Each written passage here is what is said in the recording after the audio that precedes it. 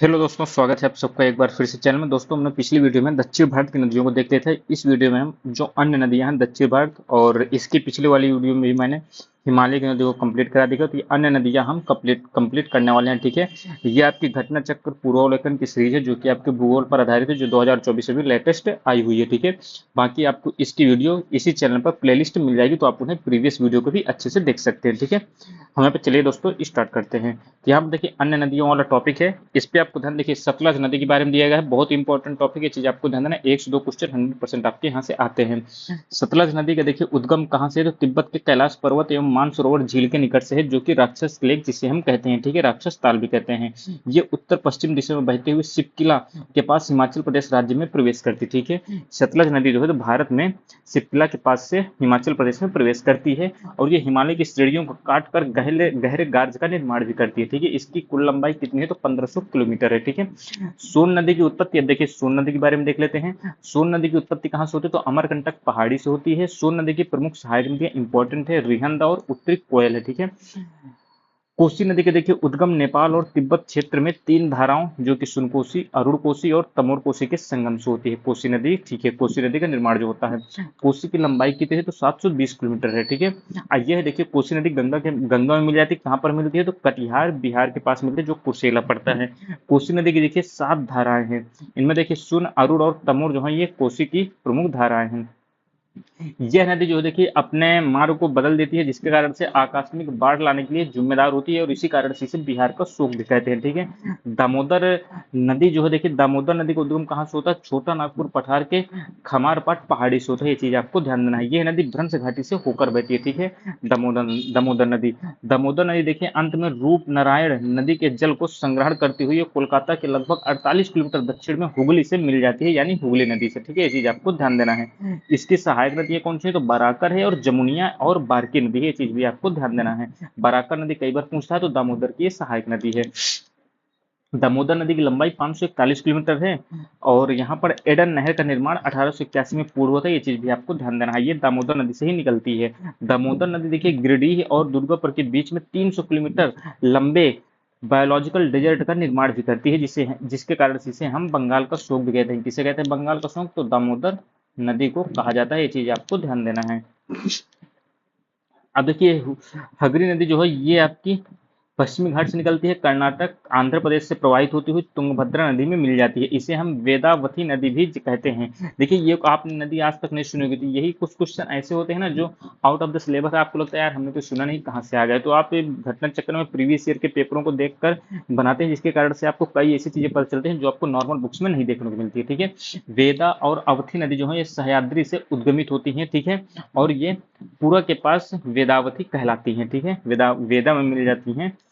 वेदा और अवधि नदियां सह्याद्री से उद्गमित होती हैं, और पूरा के पास ये दोनों मिल जाती हैं, और वेदावती नदियां कहलाती हैं। झेलम नदी इंपॉर्टेंट है, ये आपकी देखिए पीर पंजाल श्रृंखला पर स्थित वेरीनाग झील से निकलती है, इंपॉर्टेंट है। यह जो है उलर झील में मिल जाती है। ठीक है, श्रीनगर शहर जो है झेलम नदी के किनारे ही स्थित है। ये चीज भी आपको ध्यान देना है। श्रीनगर जो है ये झेलम नदी के किनारे स्थित है। झेलम और रावी पाकिस्तान में चेनाब नदी में मिल जाती हैं। झेलम रावी और ये जो है झेलम रावी जो है दोनों नदियां पंजाब पाकिस्तान के एरिया में चिनाब नदी में मिल जाती हैं। ये चीज आपको ध्यान देना है। आगे आपके लिए कौन सी नदी इंपॉर्टेंट है, तो यहाँ पर आप देखिए चंद्रा नदी का उद्गम कहाँ है, तो चंद्रा ताल ग्लेशियर है, वहां से निकलती है ये चीज भी आपको ध्यान देना है। और आपके लिए कौन झेल देखिए झेलम की सहायक नदी कौन सी है, तो किशन गंगा है, जिसे हम पाकिस्तान में क्या कहते हैं, तो नीलम नदी कहते हैं। ठीक है, लूनी नदी इंपॉर्टेंट है। लूनी नदी अजमेर के दक्षिण पश्चिम में अरावली श्रेणी से निकलती है, 511 किलोमीटर लंबी है, और ये कच्छ के खाड़ी में ये विलुप्त हो जाती है। दलदली एरिया है जो कच्छ की खाड़ी में, वहां पर ये विलुप्त हो जाती है, यानी पत्थरों के नीचे चली जाती है, जिसके बाद ये नजर नहीं आती है। विलुप्त होना उसे कहते हैं। ठीक है, अब देखिए श्योक नदी जो है ये श्योक नदी काराकोरम क्षेत्र में रिवर ऑफ डेथ के नाम से भी जानी जाती है। ये चीज आपको ध्यान देना है। इतिहास में ऐसा कहा जाता है कि मध्य एशिया के झारखंड से लद्दाख के बीच में व्यापार इसी नदी के माध्यम से होता था। जास्कर नदी जो है जास्कर श्रेणी की है, और ये गहरे गार्ज का निर्माण करती है और कठोर चट्टानी भागों से होकर बहती है। ठीक है। उत्तरी पूर्वी की ओर बहते हुए यह नेमू के निकट सिंधु नदी में मिल जाती है, यानी जास्कर नदी सिंधु नदी में मिल जाती है, ये चीज आपको ध्यान देना है। इसकी उत्पत्ति हिमाचल प्रदेश और लद्दाख की सीमा पर सरचू के निकट उत्तर यानी उच्च अक्षांशीय पठारी भाग में होती है, ठीक है। जास्कर नदी की लंबाई 150 किलोमीटर है। स्पीति नदी का उद्गम कहाँ है, तो कुंजम श्रेणी पर है, जो कि कुंजमला, टोगयो और दो धाराओं के संगम से होता है। ये देखिए सतलज नदी की सहायक नदी है, कौन सी, तो ये आपकी स्पीति नदी, ये चीज भी आपको ध्यान देना है। काली नदी मोस्ट इंपॉर्टेंट है, ये पश्चिमी घाट पर्वत श्रृंखला में स्थित उत्तर कन्नड़ जिला, जो कि आपके कर्नाटक में, यहाँ दिग्गी गांव से निकलती है और ये पश्चिम की ओर प्रवाहित होकर अरब सागर में गिरती है, ठीक है। इस बार बात कर लेते हैं माही नदी की। तो माही नदी देखिए मध्य प्रदेश से उद्गमित होती है और ये खांडू के निकट राजस्थान के बांसवाड़ा जिले में प्रवेश करती है। यह नदी नरमाली तक बहने के पश्चात गुजरात से प्रवाहित होती हुई खंबात की खाड़ी में गिर जाती है, चीज आपको ध्यान देना है। मीठी नदी इंपॉर्टेंट है, मुंबई में स्थित विहार झील से उद्गमित होती है, 2 मीटर तक बहती है। इसके बाद ये पोवई झील का जो पानी भी है ये भी इसी से मिल जाता है और ये देखिए अरब सागर में गिर जाती है 18 किलोमीटर की दूरी तय करने के बाद। तेल नदी जो है देखिए महानदी की सहायक नदी है।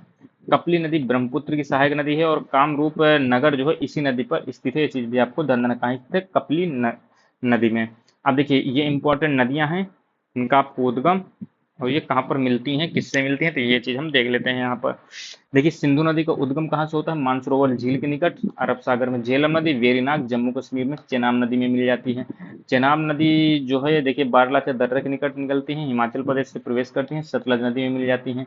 रावी नदी रोहतांग दर्रे से निकलती हैं और ये चेनाब नदी में मिल जाती हैं। ब्यास नदी ब्यास कुंड रोहतांग दर्रे से निकलती हैं और ये सतलज नदी में मिल जाती हैं।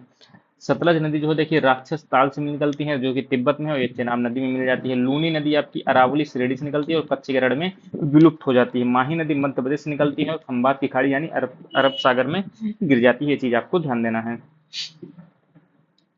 सिंधु नदी तंत्र में देखिए सहायक नदियां हम देख लेते हैं, तो इनकी सहायक नदियां कौन सी सिंधु नदी की, झेलम इंपॉर्टेंट है, चेनाब इंपॉर्टेंट, रावी, ब्यास, सतलज, जास्कर, श्योक, नुब्रा, गिलगित, हुंजा, काबुल, ये आपकी सभी नदियां बहुत ही इंपॉर्टेंट है, ठीक है, ये चीज आपको ध्यान देना है। झेलम नदी की सहायक नदी किशनगंगा है और सतलज सतलज की कौन सी, स्पीति है, ये भी आपकी इंपॉर्टेंट है, ये चीज आपको ध्यान देना है, ठीक है। अब हम आगे बात कर लेते हैं यहाँ पर प्रश्न क्वेश्चन निम्नलिखित में से क्वेश्चन आ गए। अब यहाँ से हम बात कर लेंगे निम्नलिखित के आधार पर हिमालय नदियों की प्रायद्वीपीय नदी से तुलना करना है।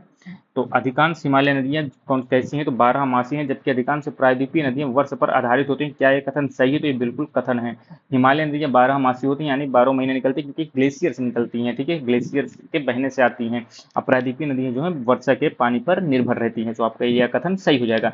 हिमालय नदी की ढाल जो है प्रायद्वीपीय नदियों की तुलना में अधिक है, बिल्कुल सही बात है। प्रायद्वीपीय नदी जो है हिमालय नदी की तुलना में अपने रास्ते से अधिक क्षरण का कारण बनती है, तो ये चीज गलत है। तो 1 और 2 सही हो जाएगा, तीसरा आपका कथन गलत है, ठीक है। आप देखेंगे हिमालय नदी देखिए युवा नदी का उदाहरण, जबकि प्रायद्वीपीय नदियां जो है ये अधिक क्षरण का कारण बनती है, ठीक है, प्रायद्वीपीय नदियां अधिक क्षरण का कारण बनती हैं। क्वेश्चन नंबर 2 है सिंधु नदी प्रणाली के संदर्भ में निम्नलिखित 4 नदियों में से 3 नदियां हैं जो कि किसी एक नदी से मिलती है, जो सिंधु नदी से मिल जाती है। निम्नलिखित में से कौन सी एक नदी है जो कि सिंधु नदी से सीधे मिलती है, तो ये आपकी है सतलज नदी, ठीक है। रावी और झेलम नदी चेनाब से मिलते हैं, ये देखिए रावी नदी है और ये आपकी झेलम नदी है, ये आपकी कहाँ मिलती है, तो ये आपकी चेनाब नदी से मिल जाती है, ठीक है, चेनाब नदी से मिलती हैं। और चेनाब नदी आगे जाकर ये आगे जलकर सतलज में मिलती है, ठीक है, ये चीज आपको ध्यान देना। और जो सतलज नदी है ये सिंधु नदी से मिलती है, ठीक है, यानी रावी और झेलम चेनाब से मिलती हैं, चेनाब सतलज से मिलती है, सतलज सिंधु से मिलती है, ये चीज आपको ध्यान देना है। अटॉक में अपनी पहाड़ी यात्रा के अंत में सिंधु नदी अफगानिस्तान में किस नदी से जुड़ती है, तो ये है काबुल नदी, ठीक है, ये चीज आपको ध्यान देना है। भारत में चंद्रा और भागा नदियां किस क्षेत्र में बहती हैं, तो ये आपकी लाहौल क्षेत्र में बहती हैं, चीज आपको ध्यान देना है। हाँ, लाहौल क्षेत्र है कहाँ, लाहौल घाटी जिसे हम कहते हैं, ये हिमाचल प्रदेश में स्थित है, ये चीज भी आपको ध्यान देना है। भारत की निम्नलिखित नदियों में से कौन सी हिमालय की सभी श्रेणियों को काटती है, तो ये आपकी सतलज नदी है, जो कि हिमालय की सभी श्रेणियों को काटती है, ठीक है। यह नदी जो है ट्रांस हिमालय नदी है, ये चीज भी आपको ध्यान देना है। निम्नलिखित में से कौन सी एक नदी है जो कि ट्रांस हिमालय नदी है, तो ये आपके हमने देखा सतलज नदी है।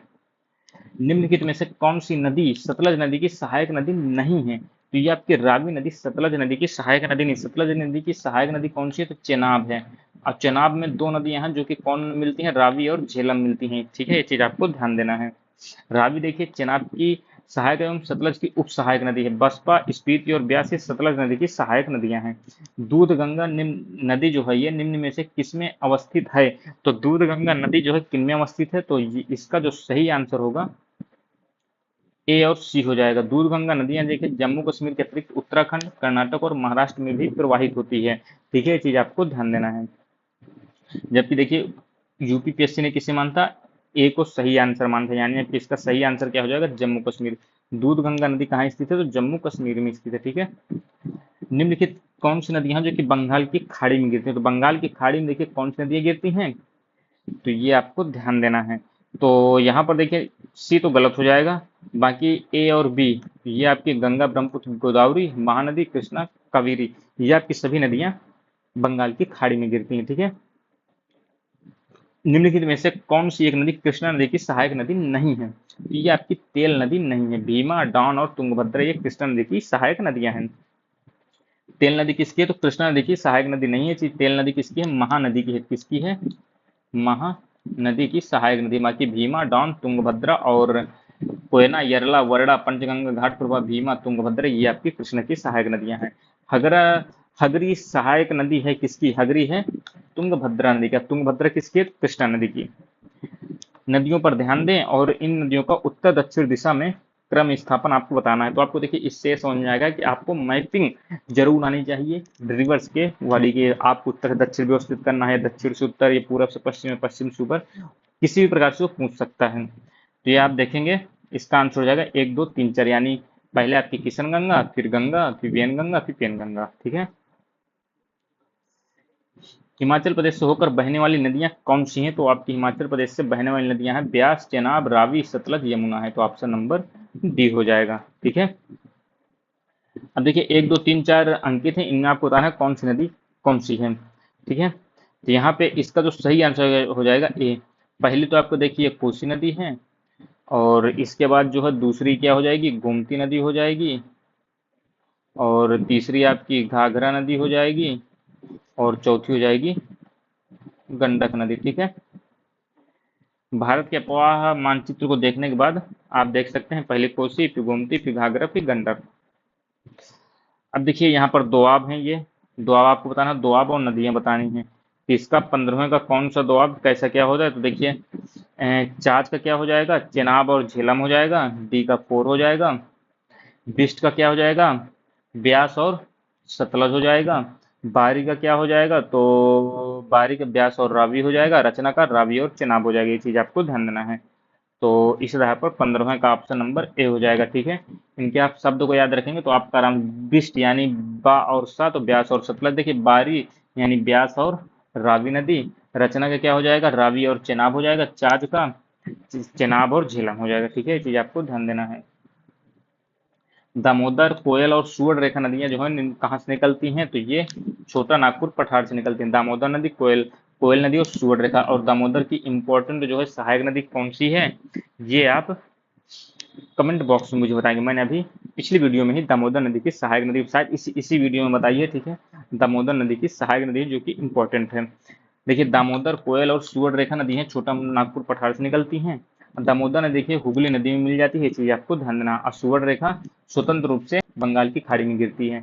निम्न नहरों में से किसे दामोदर नदी से निकाला गया है? तो ये एडन नहर है, ये चीज आपको ध्यान देना है। एडन नहर का निर्माण 1881 में पूर्ण हुआ था।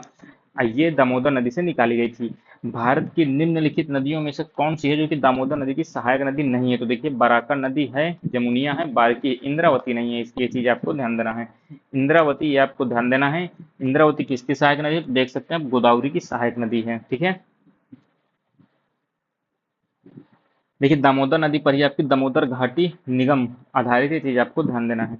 भारत में कौन सी नदी है जो कि कोयले के भंडारों से समृद्ध है? तो आपको ये ध्यान देना है, दामोदर नदी घाटी भी है। और आपकी देखिए यहाँ पर ये भी ध्यान देना है आपको, और अन्य भी हैं। देखिए गोंडवाना क्षेत्र में ही आपके कोयला होता है, और जो धारवाड़ क्षेत्र है यहाँ पर आपका क्या होता है? धारवाड़ क्षेत्र में यहाँ धातुएं पाई जाती हैं, ठीक है। गोंडवाना क्षेत्र में आप कोयला क्षेत्र दामोदर घाटी हो गई, सोन घाटी कोयला क्षेत्र, महानदी कोयला क्षेत्र, गोदावरी क्षेत्र, वर्धा क्षेत्र और राजमहल कोयला क्षेत्र आपके संबंधित हैं। दामोदर नदी सहायक नदी किसकी है, तो ये ध्यान देना हुगली नदी की है। दामोदर नदी की कौन सी है इंपॉर्टेंट सहायक नदी, ये मैंने आपको भी बताया था। आप इसकी है कौन सी, बराकर नदी, ये चीज आपको ध्यान देना इंपॉर्टेंट है। दामोदर नदी कहाँ से निकलती है, तो छोटा नागपुर के पठार से निकलती है, ठीक है। रजरप्पा किन नदियों के संगम पर स्थित है, तो दामोदर और भेरा नदी के संगम पर स्थित है, ठीक है। पूर्व की ओर बहने वाली भारत की निम्नलिखित नदियों में से किस एक में डॉन ड्रैपिंग के कारण विभ्रंश से घाटी है, तो ये आपकी दामोदर नदी है, ठीक है। निम्नावल जो कि डॉन, इसे हम डॉन ड्रैपिंग वार्पिंग कहते हैं, इसी के कारण आपकी विभ्रंश घाटी का निर्माण का संबंध किससे, दामोदर घाटी से है। निम्नलिखित नदियों में से कौन सबसे प्रदूषित है, तो ये आपकी दामोदर नदी है जो कि सबसे प्रदूषित है। निम्नलिखित में से किस नदी के ऊपरी मार्ग मीठा जल परंतु निचले भाग में खारे जल का प्रवाह होता है, तो ये लूनी नदी है, ठीक है। राजस्थान की लूनी नदी का उद्गम अजमेर के निकट से होता है। और ये देखिए लूनी नदी जो है, देखिए प्रारंभ में इसे किस नाम से जानते थे, प्रारंभ में इसे सागरमती नाम से जाना जाता था, तथा पुष्कर झील से निकलने वाली इसकी सहायक नदी सरस्वती के इसके मिल जाने के बाद यह लूनी नदी कहलाती है, ठीक है। ये देखिए आपका इसका जो है जल, देखिए पहले तो मीठा रहता है, लेकिन बाद में इसका जल बलोतरा के आसपास पहुंचने से खारा हो जाता है, ठीक है। और ये कच्छ के रण में आगे जाकर विलीन हो जाती है, विलुप्त हो जाती है। जल के खारेपन के कारण ही इसका लूड़ी नाम पड़ जाता है, और संस्कृत भाषा में लवणावती से व्युत्पन्न शब्द है ये, ठीक है। कौन जो है जो कि भूमि बंधित भूमि है, नदी है भूमि बंधित है, तो ये आपकी लूनी है, यानी भूमि से गायब हो जाती है। लूनी नदी के संदर्भ में कौन सा कथन एक सही है, यह बहकर संवाद की खाड़ी में जाकर, बिल्कुल गलत बात है। यह बहकर, ये भी गलत है। पाकिस्तान में बहते हैं, ये भी गलत है। ये देखिए लुप्त हो जाती है, ये आपको ध्यान देना, लूनी नदी लुप्त हो जाती है। अंतः स्थलीय अपोहन नदी का एग्जाम्पल कौन सा है, तो ये आपको ध्यान देना घग्गर नदी है, ठीक है। ये अंतः स्थलीय अपोहन नदी है, ठीक है। इसके बाद आपका बिहार का शोक किसे कहते हैं, तो ये आपकी कोसी नदी है, ये चीज भी आपको ध्यान देना है।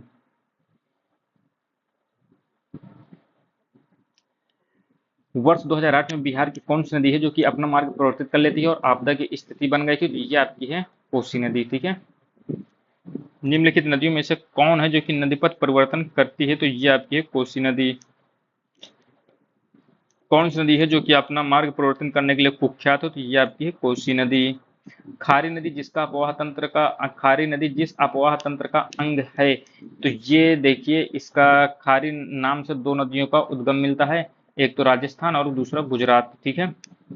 ये चीज आपको ध्यान देना है। खारी नदी पश्चिमी बनास नदी की सहायक नदी है, जिसका उद्गम राजस्थान राज्य के सिरोही जनपद से होता है, ये चीज आपको ध्यान देना है। देखिए बनास की जो है सहायक एवं चंबल की उप सहायक ये नहीं है, ठीक है। कौन सी, खारी नदी की बात हो रही है, ठीक है। चंबल जो है देखिए यमुना की सहायक नदी है, यमुना गंगा की सहायक नदी है जो कि बंगाल की खाड़ी में गिरती हैं, ठीक है। कौन सी नदी स्रोत है जो कि, नदी का कौन सा स्रोत है जो कि हिमनद नहीं है, यानी ग्लेशियर से कौन सी नदी है जो कि नहीं निकलती है, तो ये आपकी कोसी नदी है। त्रिवेणी नहर से किस नदी से पानी आता है, त्रिवेणी नहर से आपका गंडक का पानी आता है, ठीक है। गंडक नदी से पानी आता है त्रिवेणी नहर में। त्रिवेणी नहर किस नदी पर निर्मित है, तो ये आपकी गंडक नदी है। भारत में उत्तर से दक्षिण की ओर जाते हुए नीचे दी हुई नदियों का निम्नलिखित में से सही अनुक्रम बताना है आपको। इसका सही आंसर हो जाएगा श्योक, जासकर, स्पीति और सतलज, ठीक है। उत्तर से दक्षिण बताना है तो आपका इसका सही आंसर यही होगा, श्योक, जासकर, स्पीति और सतलज। ऐसे क्वेश्चन करने के लिए आपको देखिए, जब तक आप 4-5 बार मैप की प्रैक्टिस नहीं करेंगे, जितनी नदियां हों उन्हें मैप पर बनाइए और अपने आप से 4-5 बार बनाने का प्रयास करें। रफली कोई जरूरी नहीं है सुंदर ही दिखे, आपको केवल ये पता ऊपर पहले कौन आती है, फिर उसके नीचे कौन सी नदियां आती है, ऐसे आप याद कर लेंगे तो आपके ऐसे क्वेश्चन सही होने के चांस बढ़ जाएंगे। संथाल परगना में लगने वाली दुमका का हिजला मेला किस नदी के तट पर लगता है, तो ये देखिए आपका मयूराक्षी नदी पर लगता है, ये चीज आपको ध्यान देना है। अब देखिए ये इंपॉर्टेंट है, आपके राज्य हैं नदियां, पंजाब और राजस्थान, उत्तर प्रदेश और मध्य प्रदेश। उत्तर प्रदेश और क्या आप यहाँ पर पूछा गया, देखिए।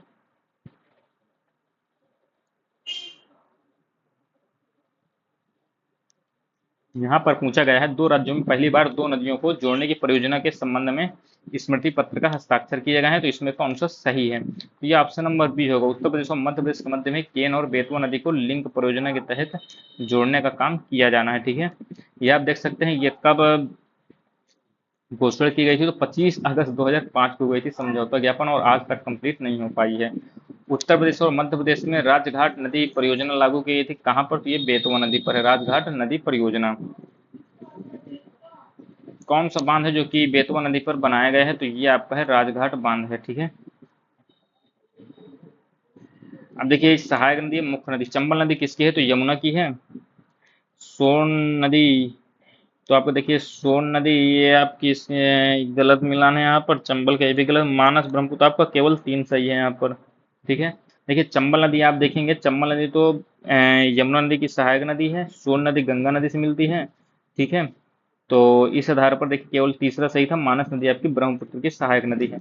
अब देखिए कथन यहाँ पर दिया गया है, काली नदी भारत के दक्षिणी भाग में पूर्व की ओर बहने वाली नदी है। भारत के दक्षिण में, क्या ये बात सही? बिल्कुल गलत है, ये उत्तर तरफ स्थित है। काली नदी आपके नेपाल से हमारा विवाद है इसी नदी को लेकर।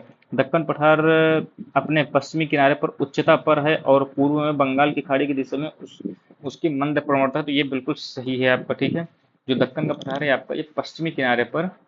ठीक है, ऐसे आप भारत नीचे वाला देखेंगे तो ये दक्कन का पठार है, तो यहाँ पर देखिए पश्चिमी पश्चिमी तरफ देखिए आपको उच्चता है, यानी हाई एल्टीट्यूड पर है, और पूर्व में आपका ये मंद प्रवणता है। ये चीज आपको ध्यान देना है। ठीक है, 44वां क्या है क्वेश्चन, इसे आप देखिए एक्सप्लेनेशन पढ़ लीजिएगा। भारत की किस नदी पर विश्व का सबसे ऊंचा पुल बनाया जा रहा है? तो ये आपका 44वें का जो सही आंसर है ऑप्शन नंबर ए होगा। चेनाब नदी पर ये बन रहा है। ठीक है, और रेलवे ब्रिज है ये बनकर तैयार भी हो गया है वर्तमान में ही। ठीक है, ये चीज भी आपको ध्यान देना है। तो यहाँ पर आगे देखने वाले हैं 45वें क्वेश्चन को, कि महात्मा गांधी सेतु स्थित है, तो कहाँ स्थित है? तो बिहार में स्थित। इसके बाद हम आगे बात करते हैं, तो देखिए महात्मा गांधी सेतु के बारे में ये ध्यान देना है आपको, ये गंगा नदी में स्थित है। ठीक है, इसका औपचारिक रूप से मार्च 1982 में खोला गया था। ठीक है, निम्नलिखित में से कौन सी नदी है जिसका उद्गम स्थल भारत में नहीं है? तो ये आपकी सतलज नदी है, जिसका उद्गम स्थल आप देख सकते हैं तिब्बत में कैलाश पर्वत के मानसरोवर झील के निकट है, जो कि राकस ताल झील है। ठीक है, और ये भारत में प्रवेश करती है, शिवकिला हिमाचल प्रदेश से भारत में प्रवेश करती है। कपली किसकी सहायक नदी है? तो ये इंपॉर्टेंट है, ये आपकी कपली ब्रह्मपुत्र की सहायक नदी है। ठीक है, और ये कामरूप असम इसी नदी के तट पर स्थित है। कामरूप, असम को दूसरा नाम क्या है? कामरूप भी, ये चीज भी आपको ध्यान देना है। देखिए गंगा की सहायक नदी कौन सी है? तो सोन है। ठीक है, इसके बाद यमुना की है, केन नदी है। ठीक है, गोदावरी की आपकी कौन सी है? देखिए इस पे आप ए का 4 मिला देंगे और डी का 2, ए का 4, डी का 2, तो ऑप्शन नंबर डी हो जाएगा, बी का 3 हो जाएगा। मंजीरा, गोदावरी की मंजीरा नदी, कृष्णा की भीमा नदी हो जाएगा। ठीक, इसके बाद देखिए अगला क्वेश्चन है आपका, ये भी देखिए सहायक नदियों से है, तो देखिए यमुना की आपकी चंबल नदी हो जाएगी। ठीक, ब्रह्मपुत्र की आपकी ब्रह्मपुत्र, यहाँ पर डी का 1 मिलाएंगे तो डी का 1 हो जाएगा ये। इसके बाद आप देखेंगे ए का कृष्णा नदी का क्या हो जाएगा? तो भीमा नदी हो जाएगा। ए का 4 हो जाएगा, डी का 1, तो ऑप्शन नंबर ए आपका हो जाएगा। बी का आप 3rd मिला दीजिए, ब्रह्मपुत्र का तीसरा, गोदावरी की इंद्रावती। ठीक, इसके बाद अगला क्वेश्चन क्या है आपका, अब देखिए ये भी नदी है और राज्य बताना है आपको। देखिए लूनी नदी आपके राजस्थान से, तो यही आपका सही हो जाएगा। इंद्रावती, देखिए इंद्रावती जो है ये झारखंड में प्रभावित नहीं होती, ये चीज आपको ध्यान देना है। भीमा नदी कहाँ की है? दक्षिण भारत की प्रमुख नदी है। यह नदी दक्षिण भारत के महाराष्ट्र, कर्नाटक, तेलंगाना, जबकि घाट प्रभा नदी जो है महाराष्ट्र और कर्नाटक राज्यों में प्रवाहित होती है। ये चीज आपको ध्यान देना, तो ऑप्शन नंबर सी बस इसमें सही हो जाएगा। निम्नलिखित में से कौन सी अध्यारोपित नदी का उदाहरण है? तो अध्यारोपित नदी का उदाहरण कौन सी है? तो चंबल नदी है। ये चीज आपको ध्यान देना है। पूर्ववर्ती नदियों के समान ही पूर्वारोपित और अध्यारोपित नदियां अपने प्रवाह स्थल की संरचना के साथ समायोजित नहीं होती, अर्थात वह स्थल खंड के ढाल का अनुसरण नहीं करती हैं। ठीक है, भारत में आपकी चंबल नदी और सोन नदियां हैं जो कि आपकी इसी का उदाहरण है। ठीक है, संकोच नदी किसकी सीमा बनाती है? तो ये आपको ध्यान देना, असम और पश्चिम बंगाल के मध्य में संकोच नदी है जो कि सीमा का निर्माण करती है।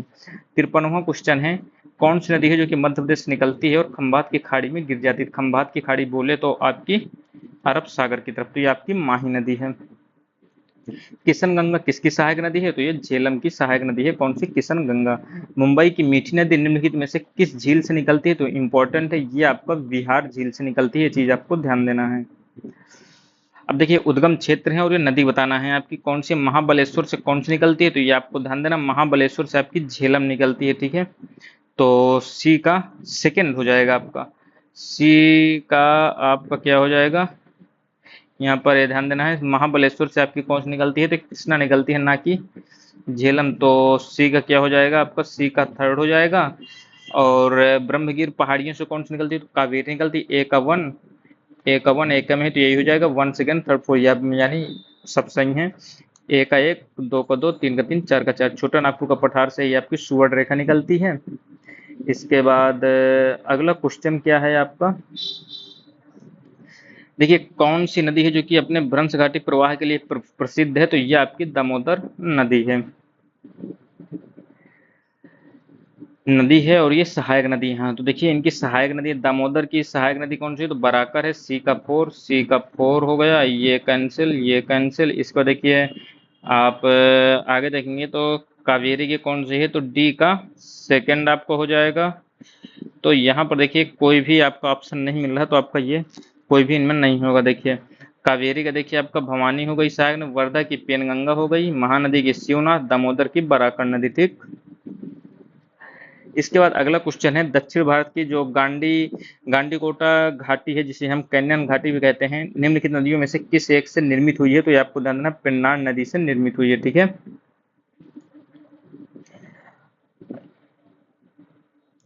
सहायक नदियां दी हुई हैं, 60वां क्वेश्चन है। और नदियां, तो देखिए बेतवा किसकी सहायक नदी है? बेतवा तो आपकी किसकी है? यमुना की है, ठीक। इसके बाद छिप्रा किसकी है? तो छिप्रा आपकी, ये आपको ध्यान, छिप्रा किसकी है? बी का क्या हो जाएगा, छिप्रा आपकी चंबल की है, ठीक है। बी का फर्स्ट हो जाएगा, बी का फर्स्ट, तो आपका यही हो जाएगा, ठीक है आंसर। और सी का क्या हो जाएगा, वैनगंगा गोदावरी की, तवा आपकी नर्मदा नदी, ठीक।